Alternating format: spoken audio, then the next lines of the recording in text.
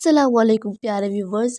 ज़्यादातर वालिदैन क्या कर रहे होते हैं कि वो नॉर्मल तरबियत करने की बजाय या अच्छी तरबियत करने की बजाय वो उल्टा डैमेज कर रहे होते हैं बच्चों की तरबियत को।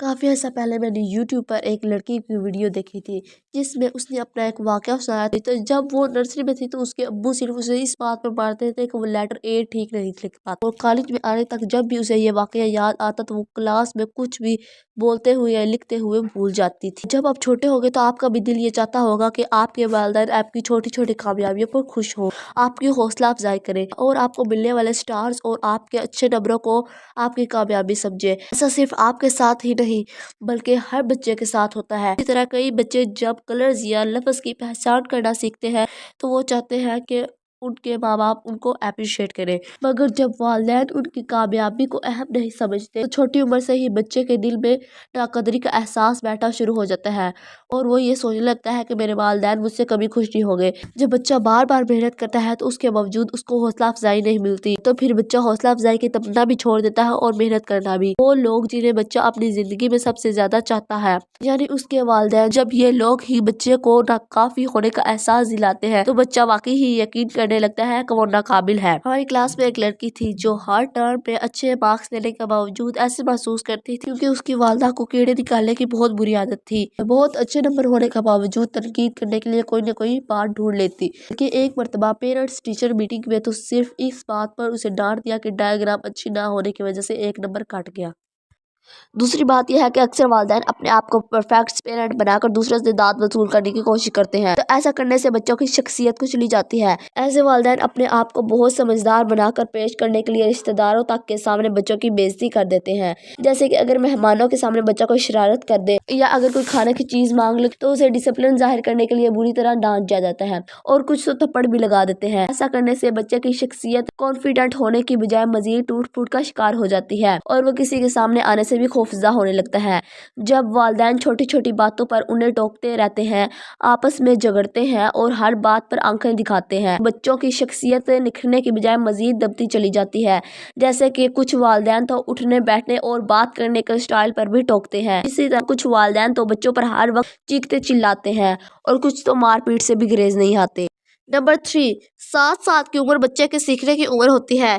इस एज में होता क्या है कि उम्र सफेद कागज की तरह होती है, इसमें जो दिल करे लिख ले। इस वक्त बच्चे कॉन्शियस फिल्टर डिवेल्प नहीं होते जिसकी वजह से वो हर चीज जो वो देख रहे होते हैं और सुन रहे होते हैं वो डायरेक्टली उनके लाशों में जा रही होती है। 7 साल के बाद बच्चे में कॉन्शियस फिल्टर आ जाते हैं, इसके बाद वो हर चीज को नहीं मानता। यही वजह होती है कि 7 साल के बाद वालिदैन की कंप्लेन आती है कि वो पहले तो मेरी बात सुन लिया करते थे लेकिन अब नहीं सुनते।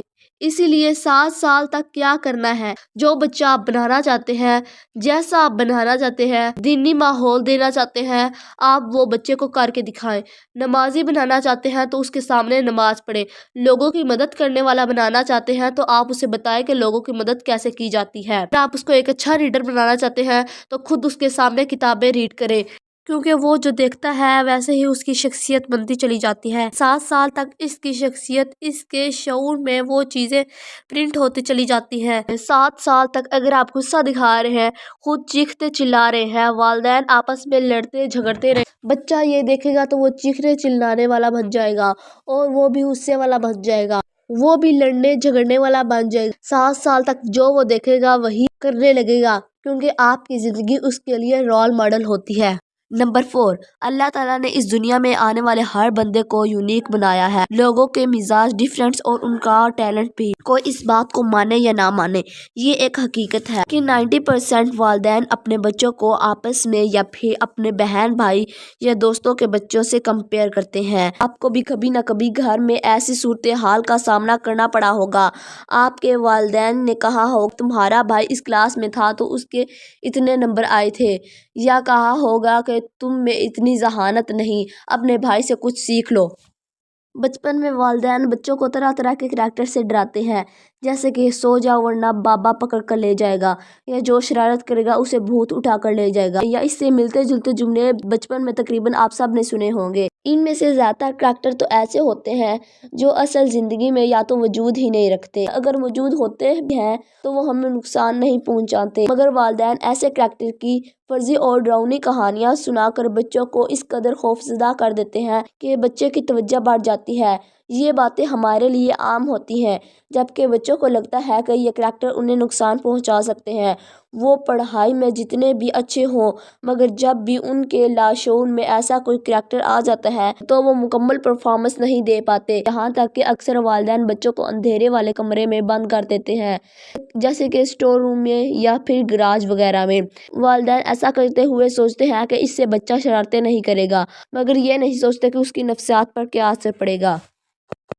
نمبر 6، بعض والدین خود اپنے بچوں کی کسی بات پر بھروسہ نہیں کرتے۔ اگر بچے ان کو کسی کی شکایت کریں، انہیں کوئی ڈراتا ہے یا ان کو کوئی تنگ کرتا ہے تو بچے کی اس بات پر توجہ دینے کی بجائے انہیں الٹا ہی ڈانٹ کر چپ کروا دیتے ہیں۔ والدین تو مکمل بات سننے کی زحمت بھی نہیں کرتے، بلکہ الٹا اپنے بچے کو قصوروار ٹھہرا کر کہتے ہیں کہ ضرور تم نے ہی کچھ کیا ہوگا، یہ جھوٹ مت بولو، وہ شخص ایسا نہیں کر سکتا۔ کئی والدین تو دنیا کے ہر شخص پر اپنے بچوں سے زیادہ بھروسہ کرتے ہیں۔ ایسا کرنے سے بچے اپنے والدین پر اعتماد کرنا چھوڑ دیتے ہیں اور اپنے ساتھ ہونے والی ناانصافیوں کو چپ چاپ برداشت کر لیتے ہیں۔ اس طرح بہت سے والدین اپنے بچوں کی خواہشات کو صرف اس لیے نظر انداز کر دیتے ہیں کہ لوگ کیا کہیں گے یا رشتہ دار کیا سوچیں گے۔